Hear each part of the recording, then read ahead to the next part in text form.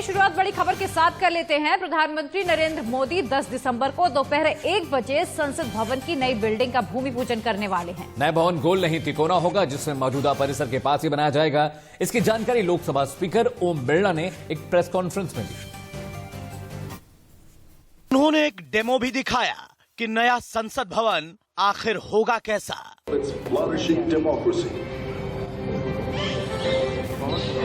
The new Parliament House will be built beside the present one, and the two will work together in harmony.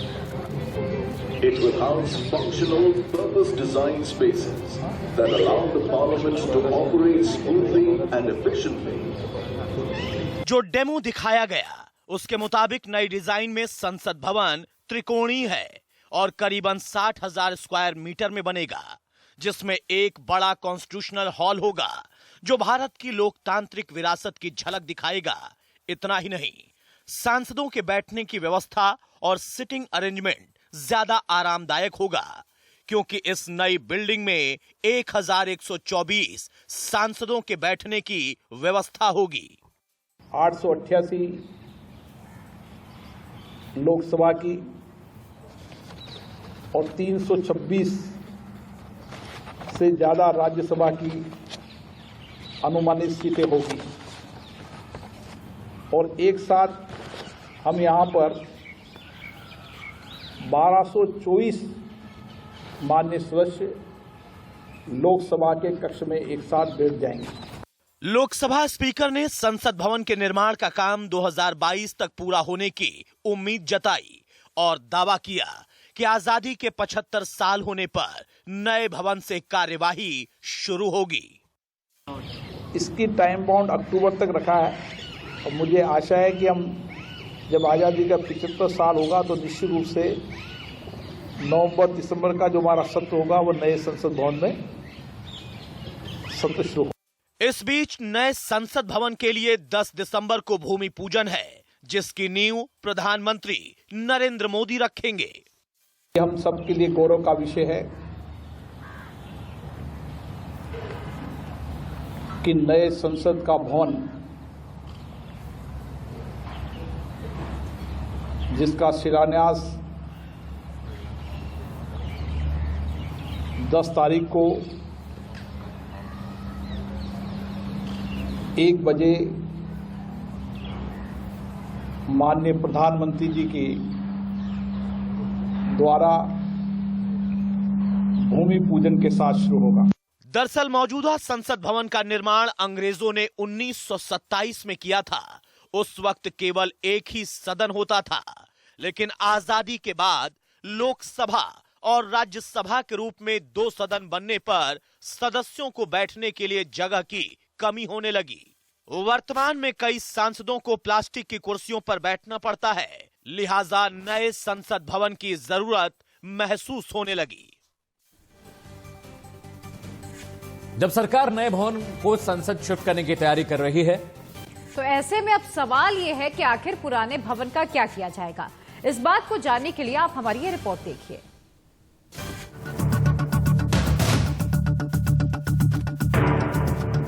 चौदह अगस्त 1947 को मौजूदा संसद भवन में ही देश के उस वक्त के प्रधानमंत्री जवाहरलाल नेहरू ने देश की आजादी के बाद ये भाषण दिया था। Freedom and power bring responsibility. That responsibility rests upon this assembly, a sovereign body representing the sovereign people of India. अब तकरीबन 7.5 दशक के बाद भारत के लोकतंत्र की पहचान बन चुके इस भवन को बदला जा रहा है।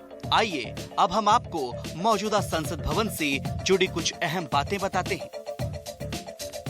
संसद भवन को सर एडविन लुटियंस और सर हर्बर्ट बेकर ने डिजाइन किया था और 12 फरवरी 1921 को इसकी नींव रखी गई थी।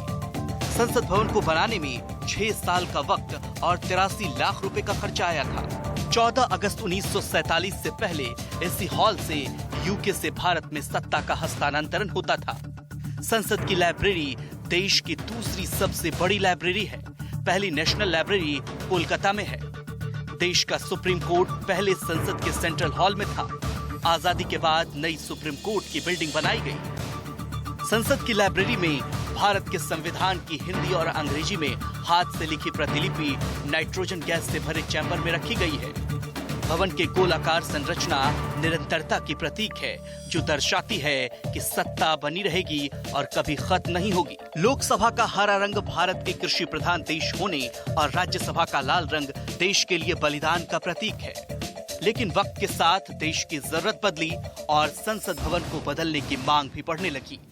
बढ़ती जिम्मेदारी और कर्मचारियों की बढ़ती संख्या की वजह से देश को नया भवन देने का फैसला लिया गया है। लेकिन इसका मतलब ये कतई नहीं कि इससे पूरे भवन की महत्ता खत्म कर दी जाएगी। पुराने संसद भवन बेहद ऐतिहासिक है और हिंदुस्तान के लिए कई खास लम्हों का प्रतीक रहा है। इसी वजह से सरकार ने इस बिल्डिंग के लिए भी प्लान तैयार कर रखा है। पुराना भवन हमारी पुरातत्व संपत्ति है, उसको भी हम रखेंगे। भारत का संविधान वहाँ बना है, केंद्रीय कक्ष है, वो सारे भवन को हम हमारी पुरातत्व संपत्ति के रूप में उस समय के जो हमारे शिल्पकार थे, जो मैं सोचता हूँ कि उस समय की परिस्थिति के सबसे आधुनिक शिल्पकार थे, जिनके पसीना बहा, जिनके हाथ की कलाकृति रही, उसको हमेशा देश देखेगा और आने वाली पीढ़ियां भी देखेगी। इसलिए उस भवन को हम उसी अवस्था के बहुत जल्द अब संसद भवन और उसके आसपास के इलाके की काया बदलने वाली है। सत्ता का केंद्र माने जाने वाले लुटियंस दिल्ली को नया आकार दिया जाएगा और सरकार का मानना है कि इस नई जगह से लिए गए फैसले से ही भारत विकास की नई सीढ़ियां चढ़ेगा।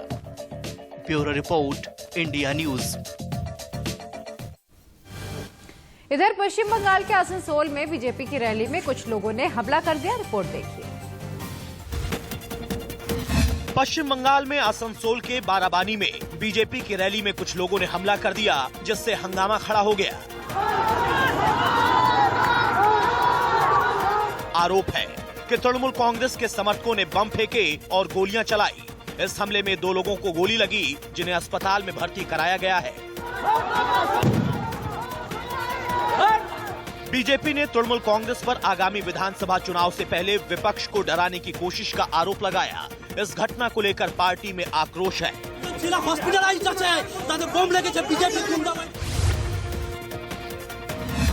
कर्नाटक के कलबुर्गी में कन्नड़ संगठन के कार्यकर्ताओं ने मराठा डेवलपमेंट बोर्ड के गठन के खिलाफ जोरदार प्रदर्शन किया। मराठा विकास बोर्ड के लिए 50 करोड़ रुपए मंजूर करने के कर्नाटक सरकार के फैसले के खिलाफ वटाल नागराज की अगुवाई में कन्नड़ समर्थक समूहों ने भारत बंद का ऐलान किया था।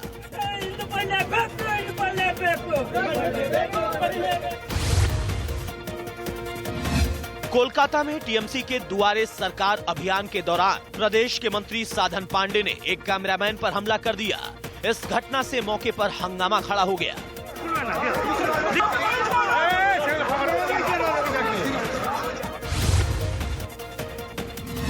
उत्तर प्रदेश के मिर्जापुर में मास्क न लगाने पर एक वकील के बेटे की पिटाई के खिलाफ वकीलों ने जोरदार प्रदर्शन किया। प्रदर्शन के दौरान मौके पर पहुंचे कचहरी चौकी इंचार्ज से धक्का मुक्की हुई।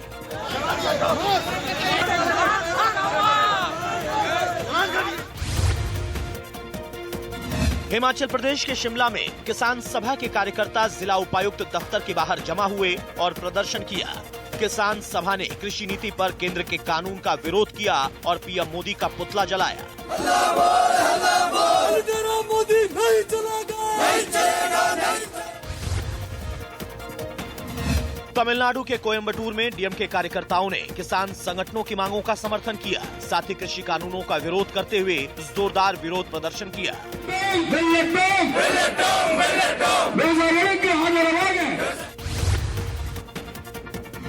बिहार में पटना के गांधी मैदान में तेजस्वी यादव की अगुवाई में आरजेडी कार्यकर्ताओं ने विशाल प्रदर्शन किया। आरजेडी कार्यकर्ताओं ने केंद्र की कृषि नीति को किसानों के खिलाफ बताते हुए जोरदार विरोध किया।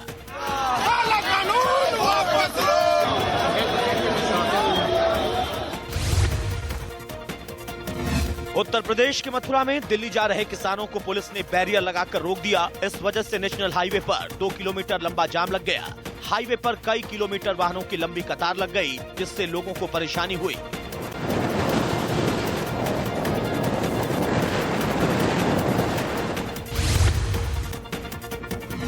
केंद्र सरकार के साथ पांचवें दौर की बातचीत के बीच किसानों ने सरकारी खाना नहीं खाया। चौथे दौर की तरह इस बार भी किसानों ने अपना लाया लंच ही खाया।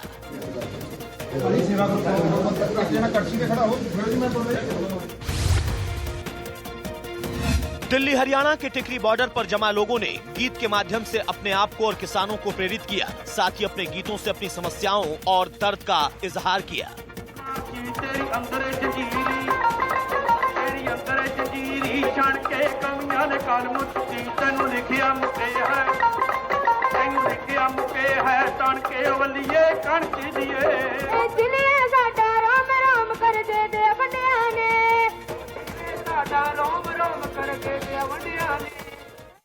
आपका स्वागत है। रुख कर लेते हैं बड़ी खबर का। किसान आंदोलन का आज 11वां दिन है। केंद्र और किसानों के बीच पांचवें दौर की बैठक भी बेनतीजा रही। 9 दिसंबर को दोबारा बैठक होनी है। आपको बता दें कि 8 दिसंबर को किसानों ने भारत बंद बुलाया है। अपनी मांगों को लेकर दिल्ली पर किसान लगातार डटे हुए हैं और आज प्रदर्शन का 11वां दिन है। कल भी एक अहम मीटिंग हुई, लेकिन इसके बावजूद कोई हल नहीं निकला और अब एक बार फिर से किसानों और सरकार के बीच 9 तारीख को वार्ता होनी है और देखना ये दिलचस्प होगा आखिर क्या कुछ निकलने वाला है। इसी बीच कृषि कानूनों के विरोध में किसान नेताओं की सरकार के साथ विज्ञान भवन में करीब 5 घंटे की लंबी बैठक हुई, लेकिन सरकार के साथ किसानों की 5वीं बैठक भी बेनतीजा साबित हुई। लिहाजा सरकार ने किसान नेताओं से और वक्त मांगा, जिसके बाद मीटिंग की अगली तारीख 9 दिसंबर सुबह 11 बजे तय की गई। आपको बता दें कि बैठक में किसानों ने सरकार को यस और नो के प्लेकार्ड्स भी दिखाए, यानी ये बताइए कि कानून वापस लेंगे या फिर नहीं। खबर तो यहाँ तक भी है कि सरकार से चर्चा के दौरान किसान नेता इतना ज्यादा भड़क गए और उन्होंने यहाँ तक कह दिया कि सरकार या तो हमारी मांगे पूरी करे, नहीं तो हम मीटिंग बीच में छोड़कर चले जाएंगे। इसी बीच किसानों ने सरकार के बार बार टाइम मांगने पर उनसे एक प्रस्ताव भेजने को कहा है, जिससे समझकर किसान ये तय करेंगे कि वो अगली मीटिंग में आना चाहते हैं या नहीं। बिल्कुल, और मीटिंग में किसानों ने यहां तक कह डाला कि वो कॉर्पोरेट फार्मिंग नहीं चाहते और इस कानून से सरकार को फायदा होगा, बल्कि किसानों को नहीं। लिहाजा सारे कृषि कानून वापस लिए जाएं। और इसी बीच किसान नेता 8 दिसंबर को भारत बंद बुलाने पर भी अड़े हुए दिखाई दिए और दावा ये किया कि सरकार भी 8 दिसंबर को किसानों की ताकत देख लेगी। वहीं कृषि मंत्री ने दावा किया कि किसानों की सहमति से मीटिंग की अगली तारीख तय हुई है।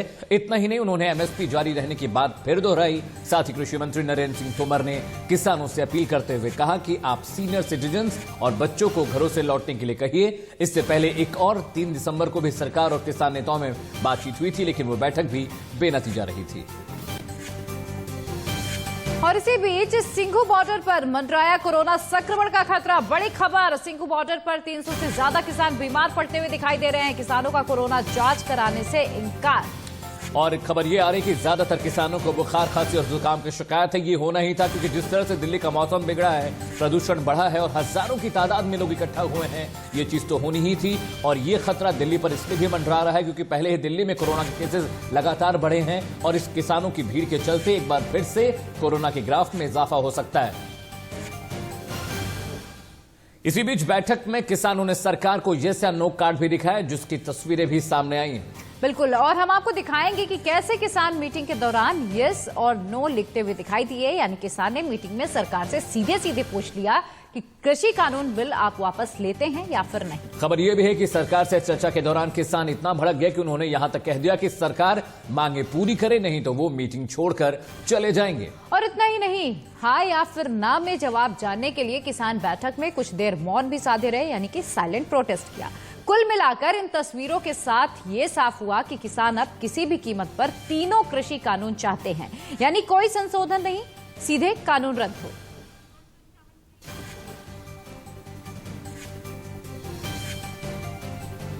इधर किसान नेता 5 घंटे मीटिंग के बाद बाहर निकले और सरकार के बार बार टाइम मांगने पर उनसे एक प्रस्ताव भेजने को कहा है। बिल्कुल, और जिसे समझकर किसान ये तय करेंगे कि वो सरकार के साथ होने वाली 9 तारीख की मीटिंग में आना चाहते हैं या फिर नहीं। पहले तो एक दिन मांगा 7 तारीख को, फिर कहने लगे टाइम थोड़ा है। हमने कहा कि आप प्रपोजल बना के भेजो, जो प्रपोजल आएगा हम उस पर विचार करेंगे फिर आएंगे। तो फिर कहते हैं कि टाइम और बढ़ा दो, तो फिर 3 दिन का टाइम लिया। 9 तारीख को दोबारा मीट करेंगे और प्रपोजल सरकार पहले हमको भेजेगी, हम मीटिंग करके विचार करके आएंगे क्या प्रपोजल है। हमारा एक ही मांग बिल्कुल स्पष्ट होगी आज कि तीनों कानून आपको रद्द करने पड़ेंगे। नहीं 9 तारीख को कहा कि हम एक ड्राफ्ट बनाएंगे, बेहतर ड्राफ्ट देंगे आपको। और जो आपकी भावनाएं हैं हम उसको कवर करेंगे। राज्यों से मतलब सरकार अभी उसको स्टडी करने राज्यों से कोई चर्चा करेंगे, ऐसी कोई बात? ये भी कहा उन्होंने कि राज्यों से हम चर्चा करें। कंसल्ट एमएसपी को लेकर जो आप लोग कह रहे हैं, एमएसपी पे भी चर्चा हुई है और सारी चीजों पे चर्चा हुई है एमएसपी पे भी। और पूर्ण रूप से कहा कि पहले बिल पे बात कर ले, जो 3 वापसी ले ले, फिर एमएसपी पे बात हो जाएगी। और भी बहुत सवाल है। तीनों बिल पे जो वापस की बात है वो 9 तारीख को होगी क्या? होगी 9 में बात होगी। इतना लंबा समय 4 दिन का हो जाएंगे, कोई बात नहीं, हमें क्या कहीं वो जाना। आ गए किसान तैयारी के लिए। आ तोमर ने ये भी कहा है कि जो बच्चे हैं, बुजुर्ग हैं, वो अपने घर चले जाए। उस पर आपका क्या कहना है? वो तो चलो उनका ठीक बात है कि भाई बुजुर्ग हो रहे हैं, उनको घर भेज दो, लेकिन वे नहीं जाएंगे। वे तो क्रांतिकारी हैं, बुजुर्ग बहुत मजबूत है। अरे हम 83 साल के, ठीक है, जब दूध पिएंगे यहीं रहेंगे, दिल्ली देखेंगे। 83 साल के भारत बंद की बात है, वो तो रहेगा। इधर मीटिंग के बाद कृषि मंत्री नरेंद्र सिंह तोमर ने दावा किया है कि सभी की सहमति से मीटिंग की अगली तारीख तय हुई है। और इतना ही नहीं, उन्होंने एमएसपी जारी रहने की फिर एक बार दोहराई है और साथ ही ये भी कहा कि समाधान का रास्ता खोजने की कोशिश में अगर किसानों से सुझाव मिल जाते हैं तो ये उचित होगा। पर यह आग्रह सभी यूनियंस को और किसानों को करना चाहता हूं कि आंदोलन का रास्ता छोड़कर चर्चा के रास्ते पर आए। भारत सरकार कई दौर की चर्चा उनके साथ कर चुकी है और आगे भी समाधान निकालने के लिए चर्चा करने को तैयार। परसों जब बैठक हो रही थी तो निश्चित रूप से कुछ मुद्दे चिन्हित हुए थे और उन मुद्दों पर आज भी बातचीत हुई है और इसलिए बातचीत पूरी नहीं हो पाई। 9 तारीख की बैठक इसीलिए आयोजित की। मैं आपके माध्यम से पुनः किसानों को आग्रह करना चाहता हूं कि वो कृपा करके अगर आंदोलन को त्याग दें तो इस ठंड के मौसम में उनको भी सुविधा होगी और दिल्ली के नागरिक भी सुविधा युक्त जीवन जी सकें। क्योंकि किसान नेता जो 5वें दौर की बातचीत के लिए विज्ञान भवन में मीटिंग के लिए पहुंचे थे, उन्होंने फिर बाहर से अपना खाना मंगाया और लंच ब्रेक पर अपना ही लंच खोला। देखिए कैसे मीटिंग के लिए वहां पहुंचे किसान नेता हाथों में प्लेट लेकर उसमें रोटी रख रहे हैं, तो कुछ टीन के कनस्तरों से सब्जी और रायता लेते दिखे और आपस में मिल बांट कर खा रहे हैं।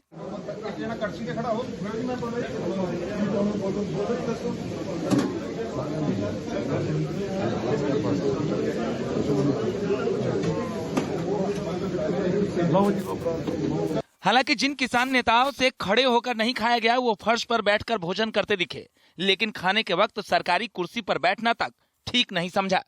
दरअसल कृषि मंत्री नरेंद्र सिंह तोमर की अध्यक्षता में किसानों के साथ बातचीत के दौरान सरकार की तरफ से विज्ञान भवन में भोजन की व्यवस्था की गई थी, लेकिन इन 2 तस्वीरों से जाहिर है कि सम्मान से बड़ा आत्मसम्मान होता है, जिसकी वजह से किसान आंदोलन की धार पैनी होती गई।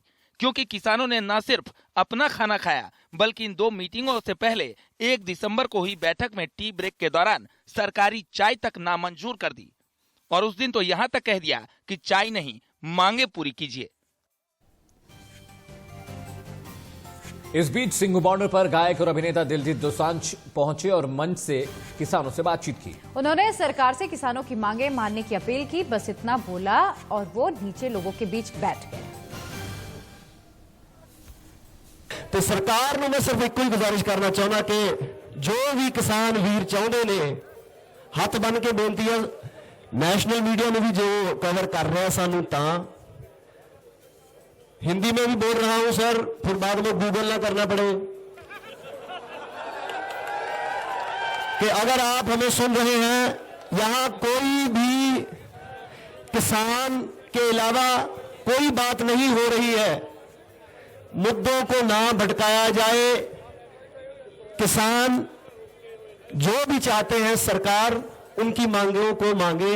सब पीसफुली बैठे हैं यहां पे, कोई खून खराबे की बात ट्विटर पे और बहुत सारी चीजें होती रहती है, घुमाते हैं सब, लेकिन हम हाथ जोड़ के विनती करते हैं नेशनल मीडिया से प्लीज यही दिखाएं कि हम सब पीसफुल तरीके से बैठे हैं और जो भी किसान भाई चाहते हैं पूरा देश आज साथ है, प्लीज हमारा साथ दें और सरकार हमारी मांगे मांगे। धन्यवाद। वाहिगुरु जी का खालसा, वाहिगुरु जी की फतेह। और इसी बीच बड़ी खबर आपको बता दें, किसानों को भारतीय परिवहन संघ का समर्थन मिला है। 8 दिसंबर को हड़ताल करेगा भारतीय परिवहन संघ। बड़ी खबर, किसानों का 8 दिसंबर को भारत बंद का ऐलान।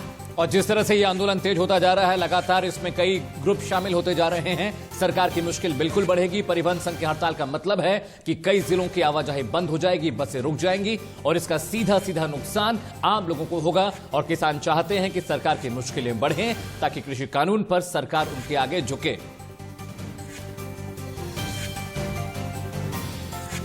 इधर गाजियाबाद में हाईवे पर बैठे किसानों ने अभिनेत्री कंगना रनौत का पुतला फूंकने की कोशिश की। दरअसल अभिनेत्री कंगना रनौत ने किसान आंदोलन को लेकर कई विवादित ट्वीट किए थे, इससे गाजियाबाद में बैठे किसानों का गुस्सा भड़क उठा और वो कंगना का पुतला फूंकने निकल पड़े। किसान एकता!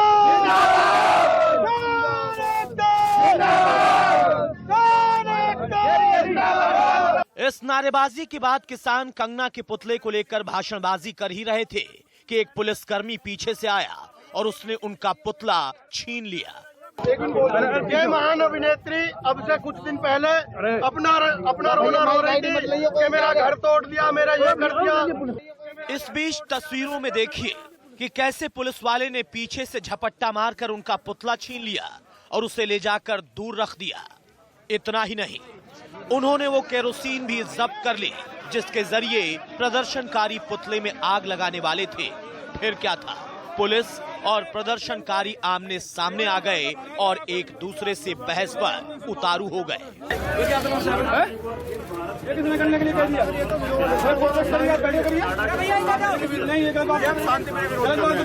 हम दूर जाकर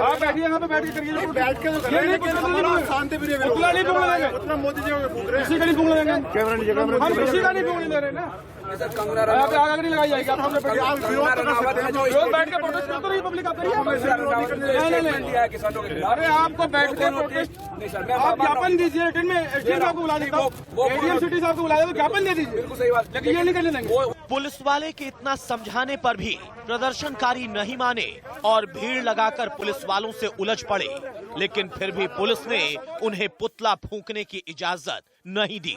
लिहाजा काफी देर तक बहस चलती रही। आप बैठ के अपना प्रोटेस्ट करिए, हम आपका साथ दे रहे हैं, 10 दिन के साथ दे रहे हैं, आपका हर तरीके के साथ दे रहे हैं। ये नहीं करने देंगे, ये नहीं करने देंगे, ये क्या ड्रामा कर रहे हैं, ये नहीं करने देंगे किसी की। दरअसल किसान आंदोलन में पुलिस वाले भी अपनी ड्यूटी लगातार निभा रहे हैं और वो नहीं चाहते हैं कि कानून व्यवस्था किसी भी हाल में खराब हो, इसलिए उन्होंने किसानों को पुतला जलाने से रोका। तो वही किसान अभिनेत्री कंगना रनौत के किसान विरोधी विवादित ट्वीट से गुस्से में हैं, लिहाजा वो उनका पुतला फूंककर अपने गुस्से का इजहार करना चाहते थे।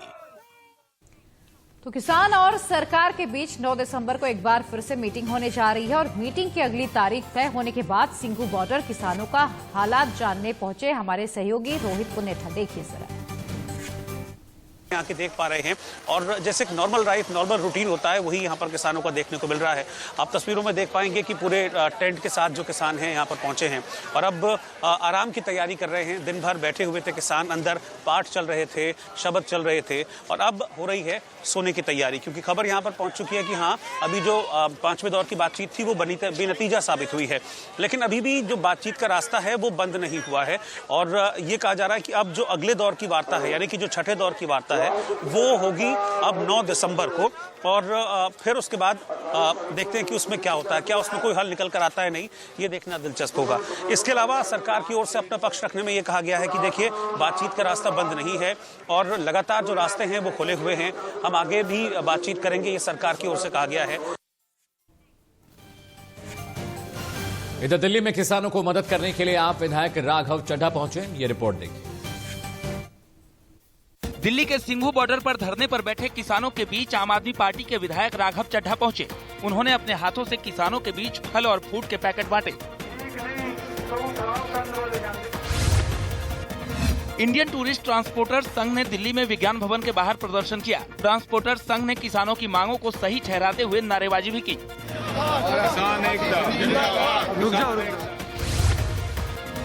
चेन्नई में डीएम के चीफ एमके स्टालिन ने केंद्र सरकार के खिलाफ एक बड़ी रैली को संबोधित किया। यहाँ उन्होंने कृषि कानून को लेकर मोदी सरकार पर निशाना साधा। அந்த ஒப்பந்தம் மீறப்பட்டா நீதிமன்றம் போக முடியாது என்பது அவருக்கு தெரியுமா? தெரியாதா? அவருக்கு தெரியாது। मुख्यमंत्री योगी आदित्यनाथ ने बेसिक शिक्षा परिषद में सहायक अध्यापकों की भर्ती के दूसरे चरण में 36,590 चयनित अभ्यर्थियों को नियुक्ति पत्र बांटे। उन्होंने वीडियो कॉन्फ्रेंसिंग के माध्यम से अभ्यर्थियों को संबोधित किया और उन्हें नियुक्ति पत्र मिलने पर बधाई दी। उत्तर भारत में चल रहे किसानों के आंदोलन का असर पर्यटन कारोबार पर भी पड़ रहा है। इसकी वजह से शिमला जैसे पर्यटक स्थानों पर सैलानियों की संख्या में भारी कमी आ गई है। उत्तर कोरिया के तानाशाह शासक किम जोंग ने कोरोना का नियम नहीं मानने पर एक शख्स को मौत की सजा सुना दी।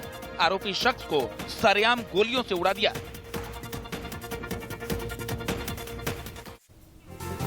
और अब खबर बॉलीवुड से आई हुई है, जहां नीतू कपूर और वरुण धवन कोरोना पॉजिटिव पाए गए हैं। नेत्री नीतू कपूर और अभिनेता वरुण धवन दोनों चंडीगढ़ में जांच में कोरोना वायरस से संक्रमित पाए गए। दोनों चंडीगढ़ में अनिल कपूर और कियारा आडवाणी के साथ फिल्म जुग जुग जियो की शूटिंग कर रहे थे। 15 दिन पहले कोरोना वैक्सीन का टीका लेने के बाद हरियाणा के मंत्री अनिल विज कोरोना संक्रमित हो गए। इस पर देसी टीका को वैक्सीन बनाने वाली कंपनी ने बताया कि 2 डोज लेने के बाद ही वैक्सीन प्रभावी होती है। बीजेपी अध्यक्ष जेपी नड्डा ने उत्तराखंड के हरिद्वार में गंगा आरती कर भारत यात्रा की शुरुआत की। जेपी नड्डा 120 दिनों में देश के हर कोने में जाएंगे और पार्टी को और मजबूत करेंगे। भारत की कड़ी नाराजगी के बावजूद कनाडा के पीएम जस्टिन ट्रूडो किसान आंदोलन पर दिए अपने बयान पर कायम है। भारत ने कहा कि अगर इस तरह के बयान जारी रहे तो इससे दोनों देशों के रिश्तों को गंभीर नुकसान होगा। दिल्ली एनसीआर की हवा दिनों दिन जहरीली होती जा रही है। दिल्ली के प्रमुख 16 इलाकों का AQI 400 के पार दर्ज किया गया, जो कि गंभीर श्रेणी में आता है। देश के विदेशी मुद्रा भंडार में कमी दर्ज की गई। 27 नवंबर को समाप्त हुए सप्ताह में 46.9 करोड़ डॉलर घटकर 574.821 अरब डॉलर रह गया। वहीं पिछले सप्ताह इसमें भारी वृद्धि दर्ज की गई थी।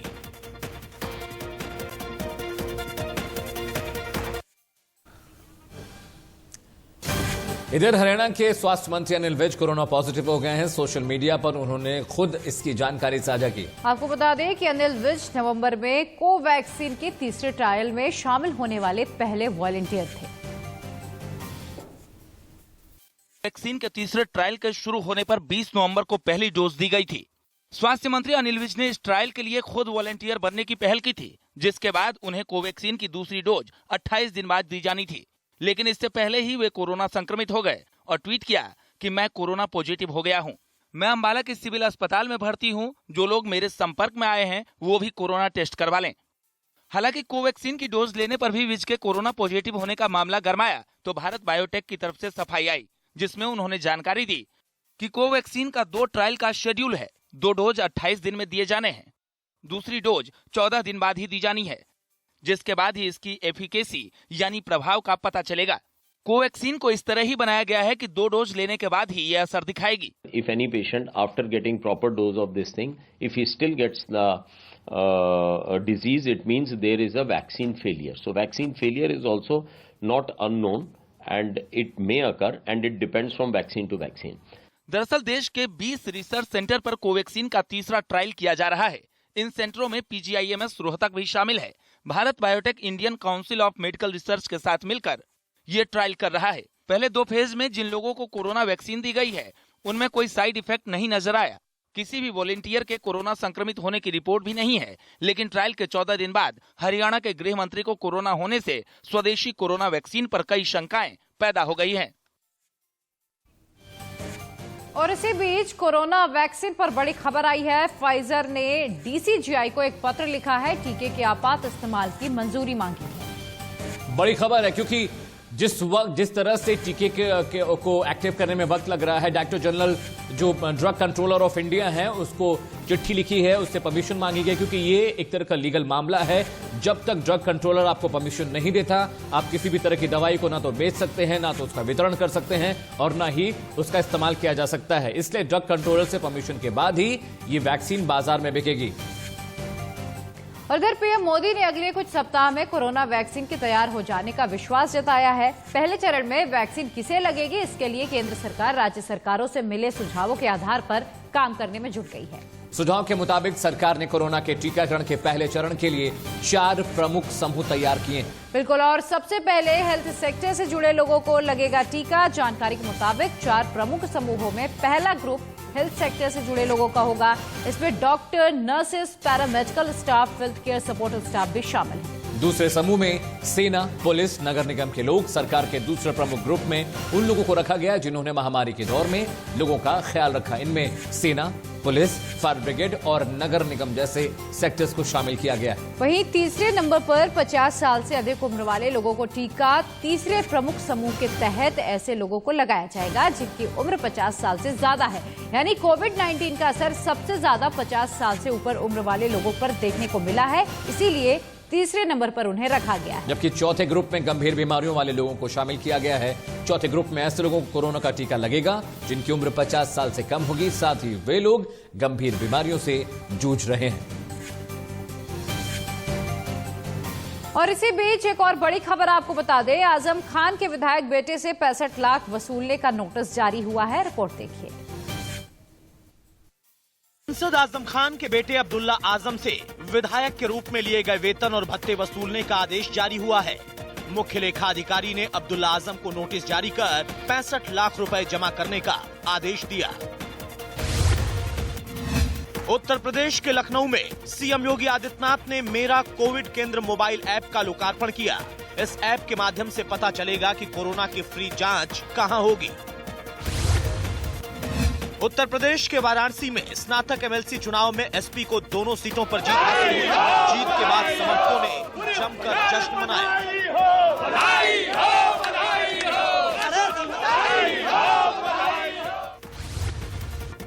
पीएम मोदी 7 दिसंबर को आगरा मेट्रो रेल के निर्माण कार्य का वर्चुअल माध्यम से उद्घाटन करेंगे। इस मौके पर सीएम योगी आदित्यनाथ भी मौजूद रहेंगे। 5 साल के भीतर Uttar Pradesh metro rail corporation 2 corridor का निर्माण कराएगी।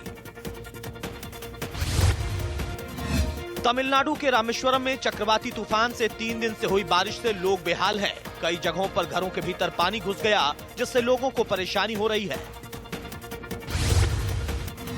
न्यूजीलैंड के स्टार बल्लेबाज कोरी एंडरसन ने अंतर्राष्ट्रीय क्रिकेट से संन्यास ले लिया। 29 साल के एंडरसन ने न्यूजीलैंड के लिए 13 टेस्ट, 49 वनडे और 31 टी20 अंतर्राष्ट्रीय मैच खेले हैं। इधर नेपाल में राष्ट्रशाही की वापसी की मांग करते हुए हजारों लोगों ने प्रदर्शन किया, साथ ही सरकार के खिलाफ नारेबाजी भी की।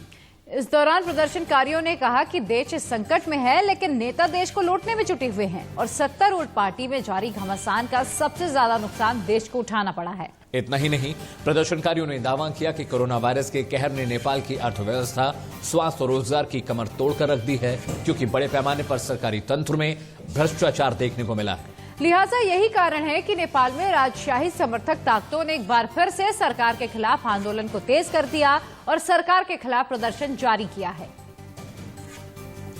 और जिस तरह से नेपाल की अर्थव्यवस्था डगमगाई है, लगातार वहां राजनीतिक संकट भी चल रहा था। खबरें ये भी आई कि चाइना ने जबरन नेपाल के कुछ हिस्सों पर कब्जा कर लिया। इस वजह से वहां राजनीतिक भूचाल आ गया और वहां की इकोनॉमी का जो मेन सोर्स है वो टूरिज्म है, और कोरोना की वजह से लगातार टूरिज्म से होने वाली आय घटी है, जिसका सीधा नुकसान नेपाल की अर्थव्यवस्था को हुआ है।